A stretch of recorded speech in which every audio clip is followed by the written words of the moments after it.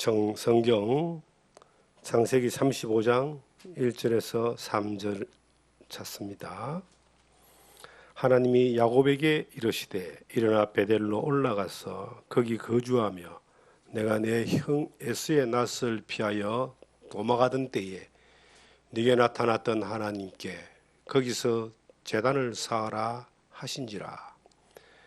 야곱이 이에 자기 집안 사람들과 자기와 함께한 모든 자에게 이르되 너희 중에 있는 이방 신상들을 버리고 자신을 정결하게 하고 너희의 의복을 바꾸어 입어라. 우리가 일어나 베델로 올라가자.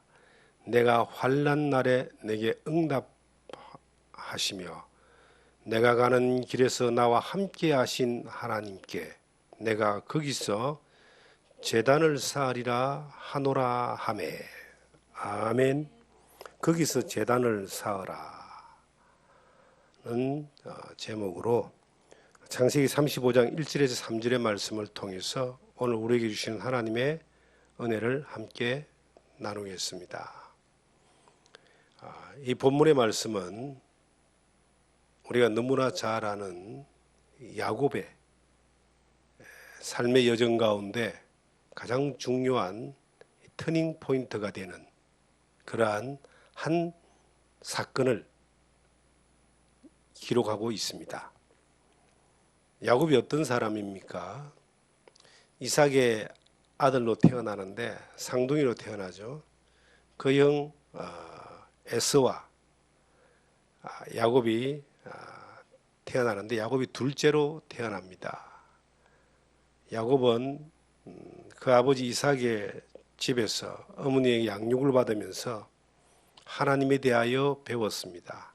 하나님의 말씀과 약속에 대해서 장막에 거하며 그 어머니에게 잘 배웠습니다. 그리고 장자의 그 축복, 명분이 얼마나 중요한 것도 알고 또 그것을 차지하기 위해서 그 형 에서를 속여서 팥죽 한 그릇으로 장자의 명분이라고 하는 것을 가로채게 됩니다. 그리고 그 아버지 이삭이 늙어서 이제 축복을 할 때에 또 아버지를 속여가지고 에서를 대신해서 장자의 축복을 받게 됩니다. 그로 인하여 분노한 에서에게 생명의 위협을 느끼고 도망을 쳐서 그 삼촌 라반의 집으로 가게 됩니다. 그곳에서 20년을 거하면서 아내를 4명이나 얻게 되죠. 그곳에서 이제 야곱보다 더 약삭빠른 그 삼촌 나반에게 여러 번 이용만 당하다가 그가 이제 꾀를 내 가지고 많은 재산을 만들어서 그 아내들과 자녀들과 더불어서 이제 도망쳐서 나옵니다. 나오는 과정 가운데서 그가 세겜이라는 곳에 잠깐 머물게 됩니다. 머물다 보니까 그 세겜이 굉장히 살기 좋은 곳이었습니다. 그곳에서 장막을 치고 머물려고 하는데 야곱의 자녀 가운데 12명의 아들만 있은 것이 아니고 디나라고 하는 딸이 있었습니다. 그 딸이 세겜 지역의 사람들에게 붙들려 가지고 강간을 당하게 됩니다. 그 소식을 들은 야곱의 아들들이 분노하여서 세겜의 그 족속들의 젊은이들을 쳐서 죽이는 사건이 일어납니다. 그리고 재산을 약탈하는 사건이 일어납니다. 그 소식을 이제 야곱이 듣고 난 이후에 엄청나게 절망하는 한마디를 합니다. 바로 35장 바로 앞에 34장 30절에 보시면 야곱이 시므온과 레위에게 이르되 너희가 내게 화를 끼쳐 나로 하여금 이 땅의 주민 곧 가나안 족속과 브리스 족속에게 악취를 내게 하였도다. 나는 수가 적은즉 그들이 모여 나를 치고 나를 죽이리니 그러면 나와 내 집은 멸망하리라. 이제 그 세겜 사람들이 다른 부족들과 한번 힘을 합쳐가지고 나를 치러 오면은 우리는 수가 적기 때문에 우리 멸망하고 우리 집안 다 망한다, 다 죽는다, 큰일 났다. 이제 죽음의 위기에 처하게 됩니다. 그가 하나님 앞에서 얼마나 간절하게 애절하게 두려워하면서 도움을 구했겠습니까? 하나님께서 그 35장 1절에 이제 야곱에게 나타납니다. 근데 이 35장이 1절, 2절, 3절, 특히 1절이 야곱의 그 삶 가운데 엄청난 전환점이 되게 해줍니다. 야곱이 어떤 사람입니까? 하나님을 알았던 사람입니다. 하나님의 약속을 믿었던 사람입니다. 하나님의 그 약속을 쟁취하기 위해서 그는 힘을 다하여 쟁취했습니다. 그걸 지키기 위해서 도망을 쳤습니다. 그리고 라반의 집에서 많은 재산과 처자를 이끌고 다시 또 나오는데 약속의 땅이라고 하는 그곳으로 향해서 나가다가 중간에 세겜에 머물러서 집안이 망하게 된 거예요. 야곱의 사건 가운데 가장 중요한 한 사건은 창세기 28장에 보시면은 야곱이 그 형의 에서의 그 보복이 두려워가지고 혈혈단신으로 그 삼촌 라반의 집을 향하여 도망을 칠 때에 그가 중간에 이제 지쳐서 광야에서 피곤하여 잠이 드는데 그 돌을 베개 삼아서 잠이 듭니다. 그곳에서 잠이 드는데 이제 사닥다리가 하나 저 하늘 위로 가 있는데 천사가 오르락 내리락 하는 것을 보게 됩니다. 그리고 하나님이 그에게 그 잠든 가운데 하나님이 그를 만나 주시고 그에게 하나님이 직접적으로 약속을 해주는 겁니다. 우리가 살아가는 삶의 여정 가운데 하나님이 내게 직접적으로 약속해 줬던 약속을 받은 적이 있는가? 우리는 한 삶 가운데 하나님이 나를 만나 주시고 나 같은 인간을 하나님이 사랑해 주시고 나 같은 인간의 죄를 용서해 주시고 나 같은 인간을 하나님이 자기 자녀 삼아 주셨던 그 순간들이 많은 사람들에게 있습니다. 저는 80년 6월 달에 그 하나님을 만났습니다. 보라 세상죄를 지고 가는 하나님의 어린 양이라고 하는 요한복음 1장 29절의 그 말씀을 통해서 나를 위해 죽으시고 나를 위해 피 흘리시고 나를 구원하신 그 하나님의 사랑을 만났습니다. 그 예수 그리스도를 만났습니다. 그리고 하나님의 자녀가 되었습니다. 이 직접적으로 하나님이 나를 사랑하신 것을 우리를 사랑하시고 세상을 사랑하신 것은 많이들 알고 있지만 하나님이 나를 사랑하신 것에 대해서 나를 구원하신 것에 대해서 그 경험이 있는 사람들은 정말 인생의 엄청난 최고의 복을 누린 사람입니다. 하나님이 야곱에게 말씀하셨어요. 창세기 28장 앞에 좀 보시면은 그런 말씀이 있죠. 28장 보시면은 이제 꿈에서 사닥다리에서 하나님의 사자들이 왔다 갔다는 걸 보고 할 때에 여호와께서 13절에 또 본 적 여호와께서 그 위에 서서 이르시되 나는 여호와니 너의 조부 아브라함의 하나님이요 이삭의 하나님이라. 내가 누워있는 땅을 내가 너와 네 자손에게 주리니 네 자손이 땅의 티끌같이 되어 네가 서쪽과 동쪽과 북쪽과 남쪽으로 퍼져나갈지며 모든 족속이 너와 네 자손으로 말미암아 복을 받으리라. 내가 너와 함께 있어 네가 어디로 가든지 너를 지키며 너를 이끌어 이 땅으로 돌아오게 할지라. 내가 네게 허락한 것을 다 이루기까지 너를 떠나지 아니하리라 하신지라. 야곱이 잠에 깨어 이르되 여호와께서 과연 여기 계시거늘 내가 알지 못하였도다. 이에 두려워 이르되 두렵도다. 이곳이여 이것은 다름 아닌 하나님의 집이요 이는 하늘의 문이로다 하고 야곱이 아침에 일찍 일어나 베개를 삼았던 돌을 가져다가 기둥으로 세우고 그 위에 기름을 붓고 그곳 이름을 베델이라 하였더라. 이 베델이라고 하는 이름이 여기에서 이제 나옵니다. 하나님의 집이다. 야곱은 그가 이 시간 이전까지 하나님에 대해서 배우고 듣고 약속도 알고 약속에 대한 믿음도 있었지만 직접 그가 하나님을 만나고 직접 하나님의 말씀을 들었을 때에 그때에 야곱은 베델이라고 하는 그 돌베개를 단을 쌓아서 베델이라고 하는 그곳을 이제 단을 쌓게 됩니다. 그리고 그가 도망자의 신세고 처량한 생세지만 그가 하나님을 향해서 말하기를 서원을 하는 거예요. 하나님 약속대로 하나님 함께 하셔서 약속대로 나를 지켜주시면은 내가 하나님 앞에 이러이러한 것을 하겠습니다라고 이야기하는 거예요. 24절에 보시면 내가 기둥을 세운 이 돌이 하나님의 집이 될 것이 하나님께서 내게 주신 모든 것에서 10분의 1을 내가 반드시 하나님께 드리겠나이다 하였더라 하고 하나님 지켜주시고 약속대로 해주시면 이렇게 하겠다라고 또 서원을 하게 됩니다. 그런데 이제 하나님이 그를 이끌어다가 20년 라반의 집에서 종과 같은 삶을 살던 그를 데려다가 이제 약속의 땅으로 가게 하는 여정을 이렇게 가게 하는데 야곱이 그 약속에 대해서 이 간절함, 절박함이 흐려진 거예요.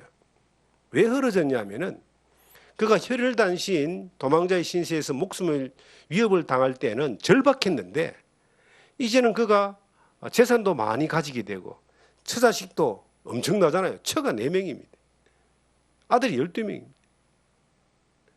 엄청나게 많은 그런 그 가소를 이끌고 또 재산도 라반의 집에서 나올 때 많이 가지고 나왔습니다. 재산도 많았습니다. 그리고 이제 떠밀리다시피 해서 그 아버지 집을 삼촌 집을 떠나가지고 이제 약속의 땅이라고 하는 아버지 집으로 가는데 중간에 세겜이라고 하는 곳에 머물게 됩니다. 상당히 살기 편하고 거주하기 좋고 화려했던 그러한 도시였던 것 같습니다. 그곳에서 장막을 쳐버리는 거예요. 야, 여기가 우리가 살 땅이구나. 하나님의 약속을 따라서 가는 것이 아니라 자기의 삶의 편안함을 쫓아서 이제 가는 거예요. 거기에 머물게 되는 겁니다. 거기에서 엄청난 화를 당하게 되죠. 그 사랑하는 딸이 그곳 사람들에게 강간을 당하고 그것이 끝나는 것이 아니라 아들들이 그곳 사람들을 다 죽여버리고 이제는 주변 사람들 족속들에게 멸망할 것 같은 그런 전쟁의 소용돌이 가운데 그렇게 빠지게 되는 겁니다. 그때 그 절박함이 다시 왔을 때 그는 하나님 앞에 나오게 되고 하나님의 그 음성, 말씀을 듣게 되는 겁니다. 20년 전에 베델에서 만났던 그 하나님의 음성을 다시 듣게 되는데 그 말씀을 따라서 움직일 때에 야곱이 살아가는 길이 열리고 야곱을 통해서 하나님이 계획하신 것들을 이루어가는 거기에 쓰임받는 사람이 되는 것입니다. 우리의 삶 가운데서도 어떤 이 전환점이라는 터닝 포인트가 신앙의 여정 가운데 각자 여러 모양으로 있습니다. 만약에 야곱이 베델에서 하나님을 만났던 그 하나님을 만났던 것만 가지고 그가 계속 살았다면은 그는 하나님을 만난 경험이 있고 하나님의 약속에 대한 그러한 소망이 있었지만 그가 하나님의 말씀대로 약속대로 쓰임받거나 하나님이 주신 그 은혜 가운데서 더욱더 하나님을 더 알아가고 더 많이 하나님의 그 통로가 되는 그러한 삶을 경험하고 살지는 못할 겁니다. 신앙생활은 반드시 경험이 있어야 됩니다. 성경에 영접하는 자 곧 그 이름을 믿는 자들은 하나님의 자녀가 되는 권세를 주었다 그랬어요. 요한복음 1장 12절에 영접이라는 게 뭐예요? 바람이 쓱 스쳐가는 것처럼 표시가 나지 않는 것이 아니라 내가 받아들이는 걸 이야기합니다. 내가 경험하는 것을 이야기합니다. 예수님을 경험할 때 하나님의 사랑을 경험할 때에 그 경험으로 인하여 하나님의 자녀가 되는 구원함을 받는 그러한 확신을 내가 흔적을 가지게 되잖아요. 그 십자가의 흔적을 가지게 되잖아요. 그 경험하는 것이 너무 중요합니다. 그런데 예수 그리스도를 믿는 믿음의 경험이 있는 사람이라 할지라도 그 경험에 그대로 머물러 있는 거예요. 경험은 있고 하나님을 만난 그러한 감정이 있고 하나님을 만난 사건이 내 안에 있다 할지라도 그 경험에서 그대로 머물러 있어요. 그대로 머물러 있으면서 여전히 자기 욕심을 채우고 자기 살 길을 찾고 여전히 세상에 가지고 있는 가치관을 따라서 그의 삶을 살게 되면은 그 삶 가운데 수많은 위기도 있고 어려움도 있고 힘듦이 있고 고통이 있고 그러잖아요. 야곱과 같이. 야곱은 결국 수많은 것들을 누리고 혹은 가지고 채우고 움켜쥐고 있지만 생각지도 않는 사건을 통해서 이제 그 집안이 쫄딱 망할 수밖에 없는 것들이 눈에 딱 불 보듯이 뻔하게 보이는 그 상황이 오게 된 겁니다. 왜 그랬을까요? 말씀을 따라가지 않고 하나님을 따라가지 않을 때는 하나님이 주시고자 하는 은혜를 더 이상 경험하기가 힘든 거예요. 위기 가운데서 살려달라고 간절히 매달릴 때 그때 하나님이 그를 살려주고 혹은 이끌어 주셔서 회복하게 하고 위로하시는 경우들이 있습니다. 겨우겨우 목숨만 유지하는 그러한 삶을 살아가는 경우들이 있습니다. 그런 것들이 우리 가운데 꽤 많을 수 있습니다. 늘 세겜으로 갔다가 늘 라반에게로 갔다가 늘 그렇게 세상의 것들에 왔다 갔다가 머물고 하면서 죽을 위기에서 살려달라고 했을 때 하나님이 그 기도를 들어주십니다. 자기 자식이기 때문에. 그런데 그 위기가 벗어나고 나면 또다시 그대로 그 자리에 가는 거예요. 왜냐하면 그의 삶 가운데 경험이란 그거밖에 없기 때문에 그런 거예요. 처음에 예수를 만났던 경험이 있고 하나님을 만났던 구원받은 경험이 있는 거예요. 그리고 살다가 세상 끝으로 살다가 실패하고 다시 하나님께 돌아온 거. 또 살다가 막 뭔가를 재물을 채우고 욕심을 채우고 자기의 어떤 가치관을 채우면서 막 살다가 또 홀딱 망해가지고 또 하나님께로 돌아오고 그러면서도 그의 마음 가운데 자기를 구원하신 하나님에 대한 경험이 있기 때문에 막 복음이라고 하는 것을 전합니다. 예수 믿어야 된다고 구원받아야 된다고 하나님 믿어야 된다고 하나님 살아계신다고 그렇게는 평생을 하는 거예요. 그렇게 살면서 또 살다가 또 세상의 욕심들로 가치들로 가다가 또 무너져 내려가지고 다시 하나님께로 돌아와서 하나님 살려주세요. 또 그렇게 하고 하나님이 그렇게 또 위기를 지나가게 하면은 또다시 또 세상의 것들을 쫓아가면서 그것들에 매여가지고 또 그렇게 사는 거예요. 이것을 그 사람이 가지고 있는 그 사람의 수준이다, 신앙의 수준이다 이렇게 말할 수 있습니다. 세월이 지나면 어린아이에서 성장해야 되는데 여전히 어린아이와 같다라고 히브리서에 기록된 말씀처럼 시간이 지나도 영적으로는 여전히 어린아이고 영적으로 어떤 사람은 여전히 갓난아이고 갓난아이라는 말은 태어난 기쁨만 있다는 거예요. 구원받은 기쁨만 있다는 거예요. 어린아이란 말은 뭡니까? 자기 욕심만 채워서 하나님 앞에 구하는 자기 중심으로 살아가는 하나님의 그의 하신 말씀조차도 그냥 기억 속에만 있을지 몰라도 삶 가운데 없는 이게 어린아이라는 거예요. 마땅히 청년이 되고 선생이 되고 아비가 되고 어른이 돼야 되는데 여전히 그렇게 머물러 있고 계속 그 가운데 사는 이유가 뭘까요? 하나님을 경험하지 못했기 때문에 그렇습니다. 우리는 삶에 실패할 수 있어요.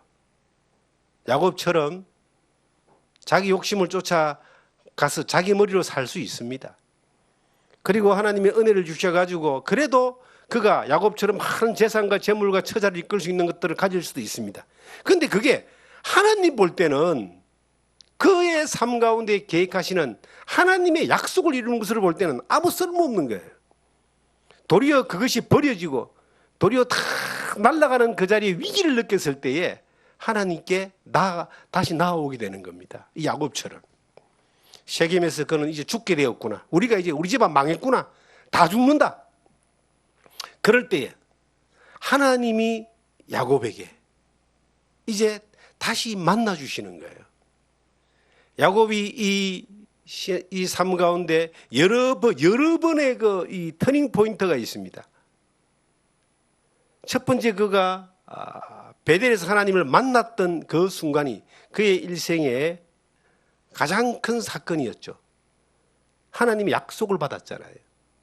그리고 그가 단을 쌓았습니다. 두 번째가 다시 이제 그가 20년 동안 가졌던 모든 것들이 다 잃어버리는, 목숨까지도 위협받던 그 순간에 다시 한번 하나님이 그에게 말씀하시는 겁니다. 베델로 올라가라. 일어나. 성경의 35절에 하나님이 야곱에게 이르시되 일어나 베델로 올라가서 거기 거주하며 내가 내 형 에스의 낯을 피하여 도망하던 때에 네게 나타났던 하나님께 거기서 제단을 쌓으라 하신지라. 다시 베델로 가서 다시 제단을 쌓아라.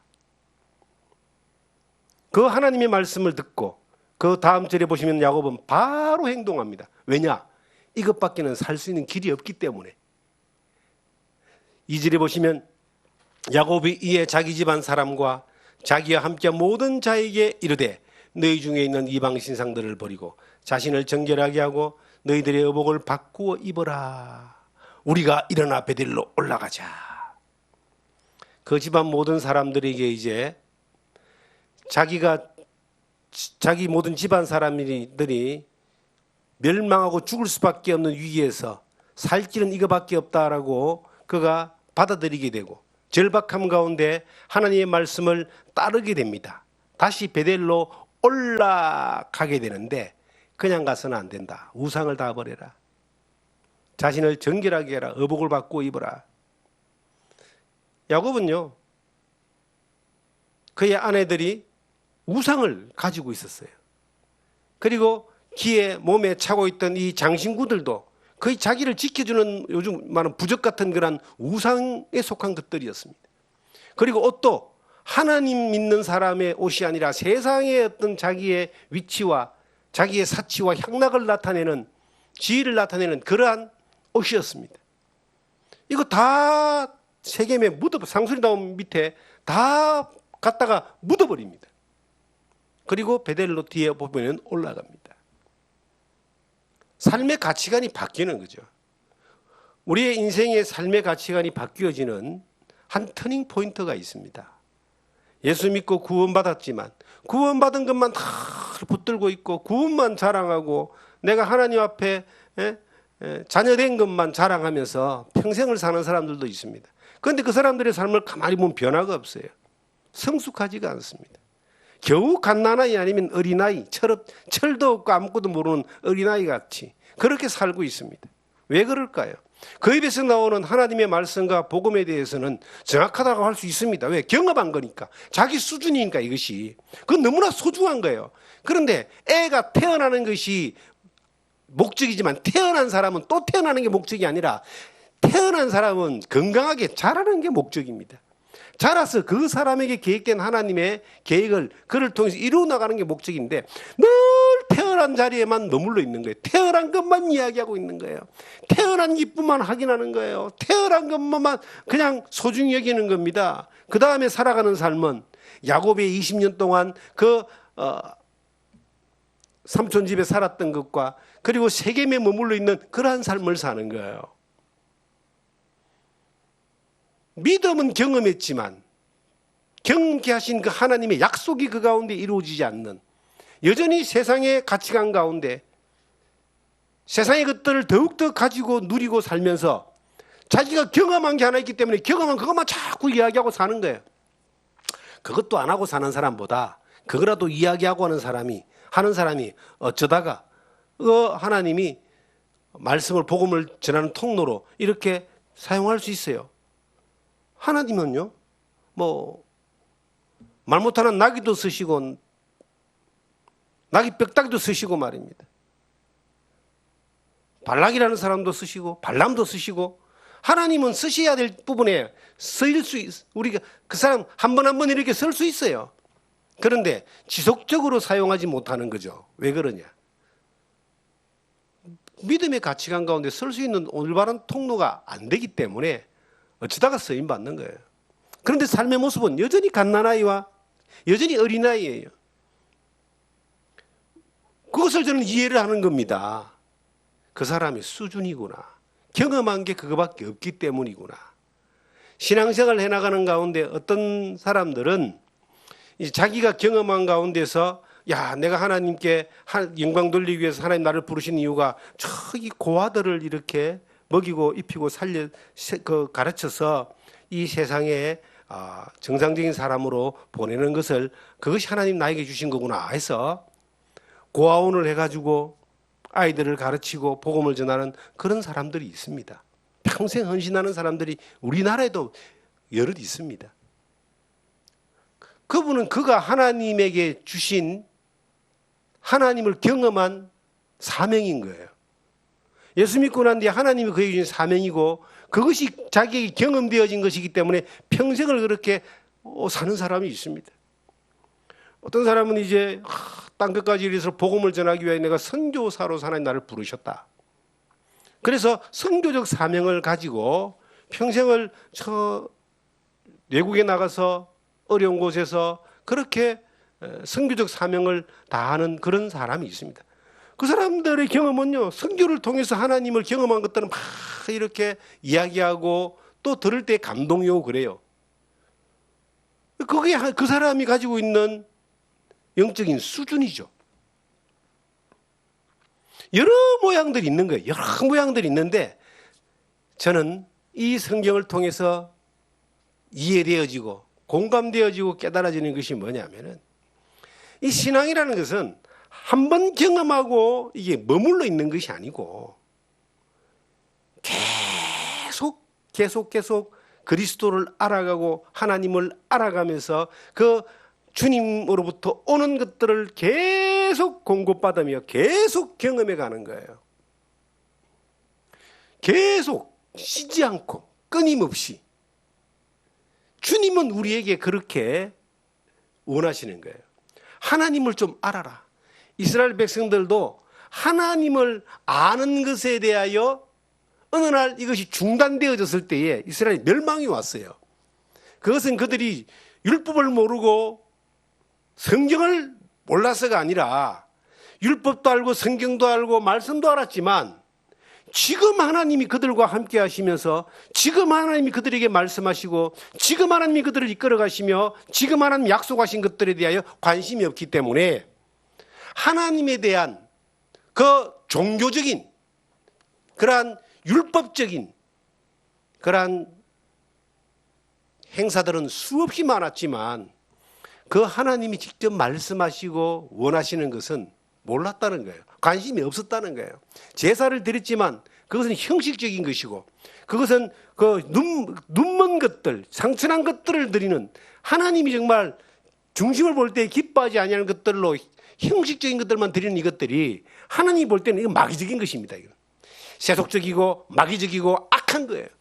그래서 이스라엘 민족이 멸망했잖아요. 우리가 사는 이 시대를 바라볼 때에 지금 우리를 바라볼 때에 하나님 우리에게 얼마나 많은 말씀을 하셨습니까?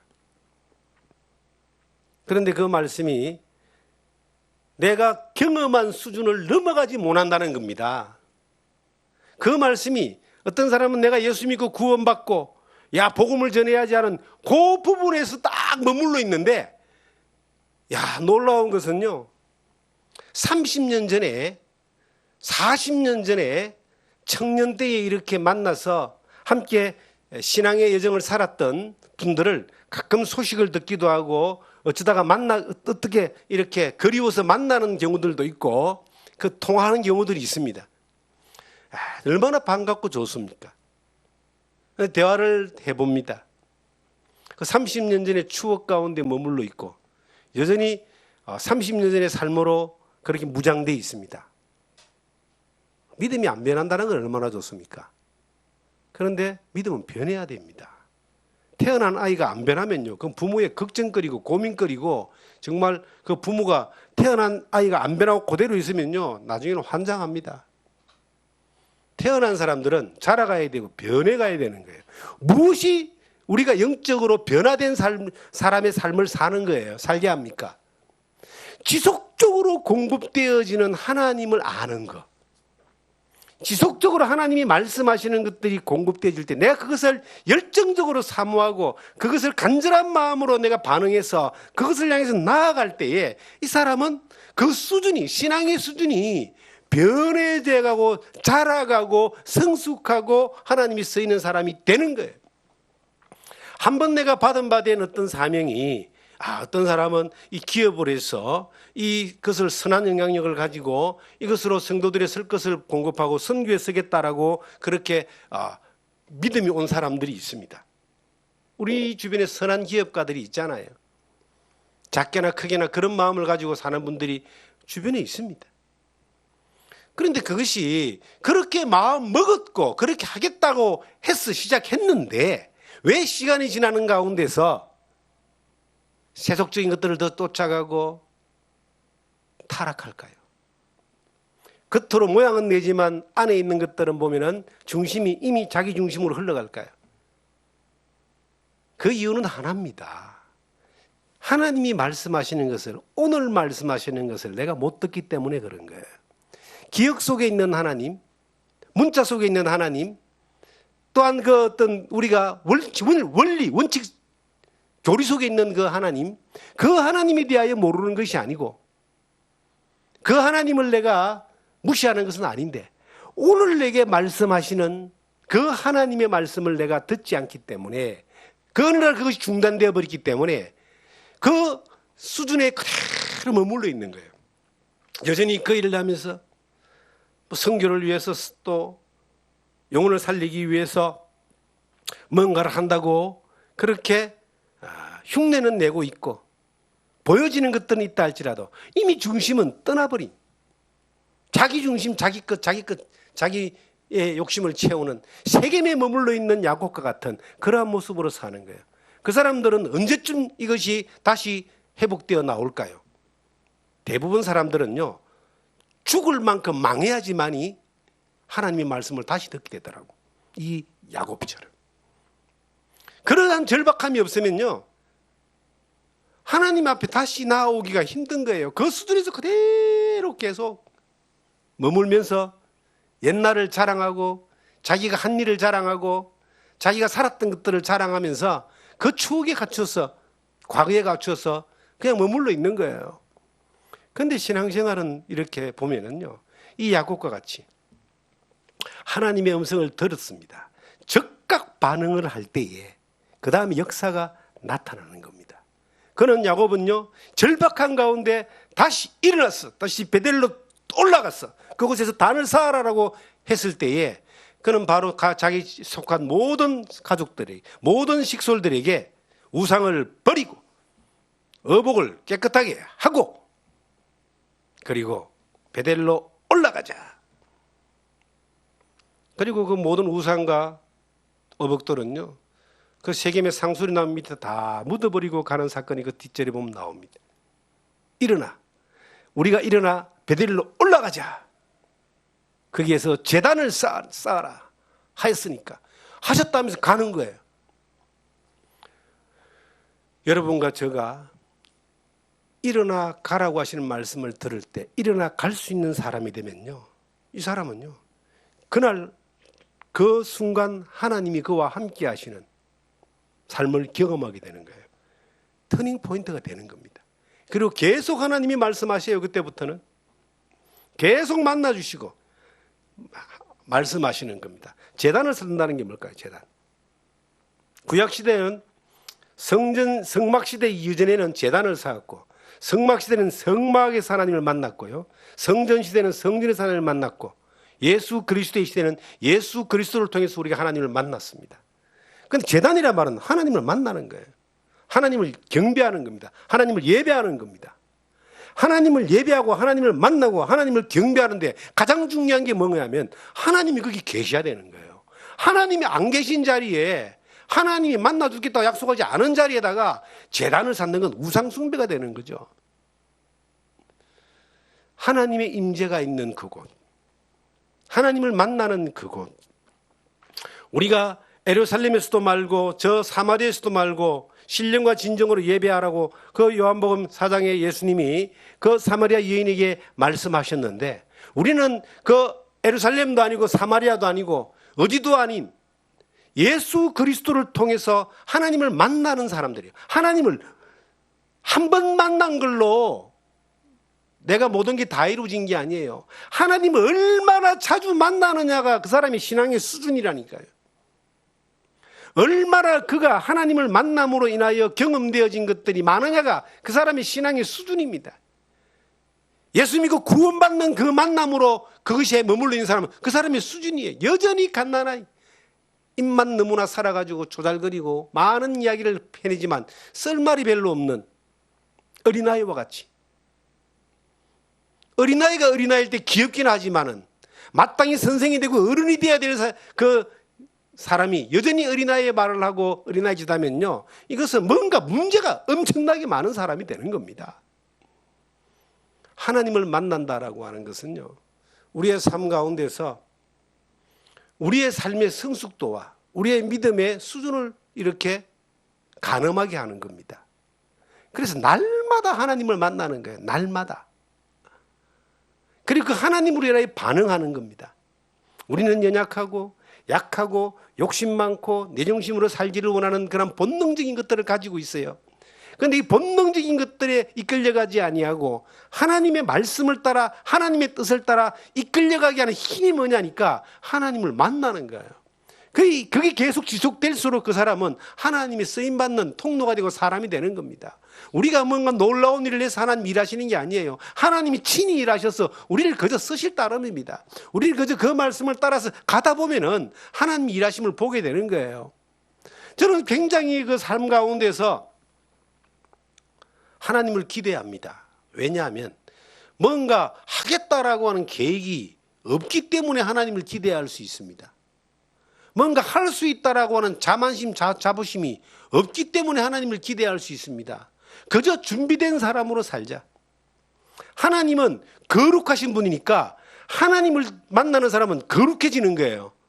그러니까 다른 말로 하면 내가 이 세상에서 세겜과 같은 곳에서 라반의 집에서 사는 것처럼 세속적이고 욕심적이고 나중심적으로 살아도 어느 날 하나님을 만나면은 그 하나님의 말씀이 나에게 와서 들려오고 내가 반응하면은 내가 그렇게 좋아했던 우상을 땅에 묻을 수 있고요, 내가 그렇게 추구했던 화려한 의상을 땅에 벗어서 거룩한 옷으로 갈아입을 수 있고, 내가 그렇게 나를 사치했던 그러한 기구리와 이 장식구들을 땅에 묻으면서 하나님 앞에 나아갈 수 있는 거예요. 오늘 항상 그렇게 되는 겁니다. 항상 오늘이 그렇게 그 사람을 바꿔놓을 수 있어요. 날마다 숨쉬는 순간마다 성령님은 우리를 이끌어 가시면서 우리와 함께 하시는데 왜 우리가 거기에 반응하지 못하느냐? 경험이 없기 때문에 그렇습니다. 그 신앙생활은 하나님을 만나는 경험, 하나님의 말씀이 나에게 딱 들려왔을 때 그 말씀을 따라 내가 반응하여 순종했던 그런 경험들이 날마다 이어져 가는 거예요. 이것을 바울 사도는 그렇게 표현합니다. 그리스도를 아는 것, 이렇게 표현하고 있어요. 저는 그 말씀을 볼 때에 전율을 느낍니다. 우리 빌립보 3장을 가보시면은 이 빌립보 3장 보시면요, 너무나 잘 아는 말씀입니다만은 저는 이 말씀이 너무 힘이 되고 이 말씀을 따라 바울이 경험했던 그 경험들을 조금이나마 맛을 보기 때문에 너무 이 말씀이 소중한 거예요. 7절을 보시면 그러나 무엇이든지 내게 유익하던 것은 내가 그리스도를 위하여 다 해로 여길 뿐더러 또한 모든 것을 해로 여기면 내 주 예수 그리스도 예수를 아는 지식이 가장 고상하기 때문이라. 내가 그를 위하여 이 모든 것을 잃어버리고 배설물로 여기면 그리스도를 얻고 그 안에 발견되려 함이니. 자, 이 바울 사도는요, 그리스도를 위하여, 그러니까 다른 말로 하면 그리스도로 말미암아 누리는 이 누림이 너무너무 귀하고 소중하니까 나머지 것들은 다 해로 여기서 배설물로 여기서 버릴 수 있다, 이 말씀하고 우리가 본문에 읽었던 이 야곱이 일어나 베델로 가라는 그 말씀을 듣고 우상과 의복을 다 상수리 나무 밑다가 묻어버린 거하고 똑같은 거예요. 내가 그렇게 좋아하고 그렇게 쫓아가고 그렇게 원했던 이것들이 주님을 만나고 보니까 이게 배설물처럼 다 해로 여기는 것, 버려야 되는 것들이더라. 왜냐하면 주님으로 도는 것들이 이게 진짜고 영원한 것이고 이게 너무나 소중한 것이기 때문에 비교가 안 된다. 내가 세상에 가졌던 그 의복과 장신구와 화려한 모든 것들은 가치로 따지면 똥이고, 그리스도를 아는 것들을 가치로 따지면은 이 세상에 가장 가치 있는 황금 보화와 같은 것이다. 이렇게 바울 사도가 고백을 하는 겁니다. 그런데 이것이 자, 소중한 겁니다, 여러분. 이 가치가 어느 날 바울 사도가 다메섹에서 주님을 만난 그때를 이야기하는 것이냐, 아니면 바울 사도의 평생의 삶, 오늘 날마다를 이야기하는 것이냐, 이걸 우리는 생각하게 되는 거예요. 저는 이것이 날마다라고 그렇게 봅니다. 바울은 이 성경을 기록할 당시에 바울은 로마의 감옥에 있었습니다. 언제 재판받고 언제 순교할지 모르는 그러한 생명의 위태한 그러한 자리에 있었습니다. 그때도 그 자리에서도 바울은 그리스도를 아는 것이 가장 소중했다. 그 나머지 모든 어떤 것들도 배설물 같았다. 그가 로마의 황제가 가진 모든 것들을 준다 해도 이건 배설물처럼 여겼기 때문에 그걸 추구하지 않았습니다. 그 감옥 안에서도 그리스도를 아는 이것이 그에게 가장 소중한 것들로 여기고 그것을 사모하고 추구하고 그것을 쫓아가며 간절함으로 그 감옥에서도 그렇게 살았다라고 하는 거예요. 이것이 바울 사도의 수준이었습니다. 그러니까 그가 감옥에 있었을 때도 그리스도로 말면 그렇게 귀한 것들을 누리며 살았기 때문에, 받으며 살았기 때문에 억울해하거나 슬퍼하거나 절망하는 것이 아니고 기뻐하고 감사하고 즐거워하고 행복하고 그렇게 고백을 하는 것이에요. 그 뒤에 보시면은 바울 사도가 얼마나 간절했냐면은, 자, 이 12절을 보시면 이거 바울 사도의 날마다를, 이걸 바울 사도가 다메섹에서 주님을 만난 그때를 이야기하는 것이 아니라 그때부터 시작해서 날마다를 이야기하는 거예요. 그리고 바울 사도가 지금 로마의 감옥에 있는 현재의 시점에서 이야기하는 거예요. 현재의 시점에서 뭐라고 말하고 있느냐 하면은, 내가 이미 얻었다함도 아니요 온전히 이뤘다함도 아니라 오직 내가 그리스도 예수에게 잡힌 바 된 그것을 잡으려고 달려가노라. 형제들아, 나는 아직 내가 잡은 줄로 여기지 아니하고 오직 한 일적 곧 뒤에 있는 것을 잊어버리고 앞에 있는 것을 잡으려고 표대를 향하여 그리스도 예수 안에서 하나님이 위에서 부르신 부름의 상을 위하여 달려가노라. 이게요, 바울 사도가 그 이전에 내가 다메섹에서 만났을 때, 예루살렘에서 복음을 전할 때, 빌립보에서 복음을 전할 때 그때를 이야기하는 게 아니에요. 그때는 이미 지나온 거예요. 그때도 그 이전의 것들을 이야기하는 것이 아니라 그때도 그 순간을 이야기한 거였습니다.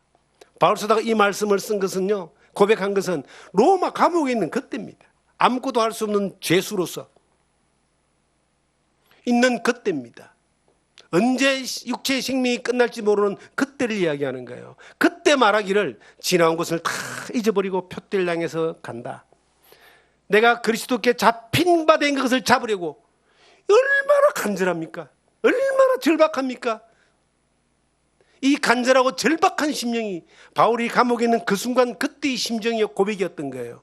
날마다 그것도 뒤에 것은 잊어버리고 뒤에 것은 지나온 거고 지금 주님을 누리는 거예요. 지금 주님의 임재가 있는 겁니다. 지금 주님을 만나는 겁니다. 로마의 감옥에서 예배하는 거예요. 그 하나님으로부터 오는 것을 누렸기 때문에 그 감옥에서도 하나님이 그를 통해서 일하심을 경험하게 되고, 그곳에서도 하나님이 서신을 기록하게 한 것이 옥중 서신이잖아요. 에베소, 빌립보, 골로새, 디모데전후서, 디도서, 옥중 서신이잖아요. 그곳에서도 하나님이 그를 그렇게 사용하신 거예요. 어느 곳에 있든지 여러분과 제가 우리의 인생에 어떤 터닝 포인트가 전환점이 있습니다. 하나님의 그 말씀을 듣고 베델로 다시 돌아가서 그곳에서 단을 쌓았던 그 야곱의 여정을 통하여 야곱은 더 이상 걱정하고 염려하고 두려워하는 인생이 아니라 하나님을 경험하는 인생들로 계속 뒤에 이어지는 거예요. 창세기 마지막까지 그 야곱의 어떤 여정들이 쭉 기록되어 있습니다. 우리의 삶 가운데서 어느 날 주님 앞에 우리는 서게 되겠지만 왜 살면서 우리가 이러한 놀라운 복을 누리지 못합니까? 우리의 신앙의 수준이 여전히 늘 갓난아이와 어린아이의 그 조달그림에서 머물러 있습니까? 우리의 삶이 여전히 하늘을 바라보고 약속을 바라보지만 욕심에 매여서 이 땅에 썩어지는 것들을 쫓아서 세겜의 장막을 치고 머물고 싶은 그런 모습일까요? 하나님을 경험하지 못했기 때문입니다. 경험되어졌을 때에 나아갈 수 있습니다. 나아가는 거예요. 바로 움직이는 거예요. 그러한 놀라운 은혜를 날마다 경험하기 위하여 하나님을 추구하고 하나님을 찾고 하나님 앞에 나아가는 이 바울 사도의 절박한 모습으로 우리가 하루하루를 그렇게 살아간다면 하나님이요, 우리 어떤 모습이든 간에 하나님은 어떤 자리든 간에 어떤 환경이든 간에 하나님이 자기의 뜻을 우리를 통해서 이루시고 하나님은 우리의 예배를 받으시고 만남을 기뻐하시고 영광 받으신다는 것을 우리가 기억하기를 바랍니다.